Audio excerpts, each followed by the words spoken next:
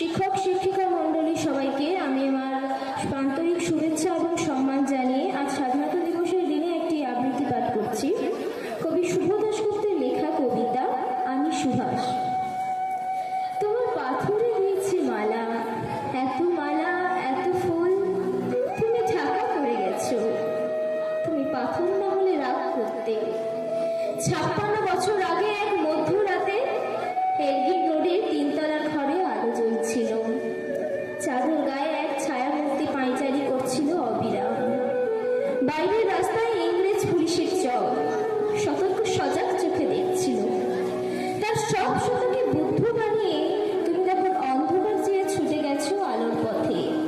দেশের মানুষ, কাক, পক্ষী কেউ টের পায়নি। তুমি চলে যাওয়ার পর 56টা শীত, বর্ষা, গ্রীষ্ম, উধাও, তুমিও।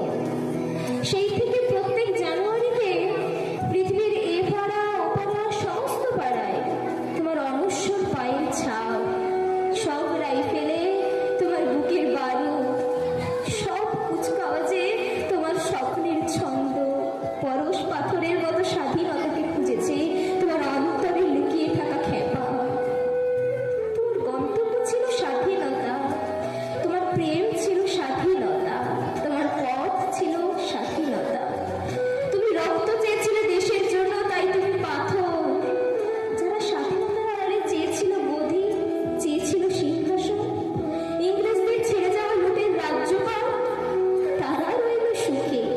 ভারতবর্ষের টাকায় তাদের মুখ, তোমার নয়। ভারতবর্ষের অফিসে আদালতে তাদের ছবি, তোমার নয়। ভারতবর্ষের সংবিধানে তাদের শৈশব, তোমার নয়। আমরা দেশটাকে বেঁচে দিচ্ছি। ইংরেজ দিয়েছে চাবুক, লাঠি, গুলি, আমরা দিয়েছি মস্তান, মাফিয়া আর গুলি। ইংরেজ দিয়েছে কালাপানি, সেল লাইটে, আমরা দিয়েছি টিভিতে সুপারহিট মোকাবিলা আর হায়ারাম গয়ারামের খেয়ে। 56 বছর আগে এক মধ্যরাতে পরাধীনের দেশ ছেড়ে তুমি চলে গিয়েছিলে স্বাধীনতা আর স্বদেশকে ফিরে আসার স্বপ্ন নিয়ে। তুমি ফিরে আসোনি।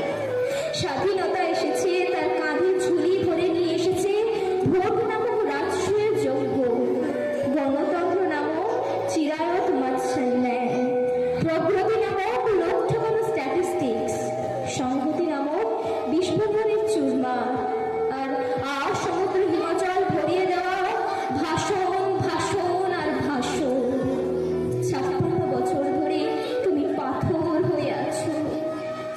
56 বছর ধরে ভারতবর্ষ অধীর অপেক্ষায় কান পেতে আছে। ইথার তরঙ্গে কবে হঠাৎ শোনা যাবে স্বাধীনতার নিজস্ব কণ্ঠস্বর। আমি সুভাষ বলছি, আমি সুভাষ বলছি। নমস্কার।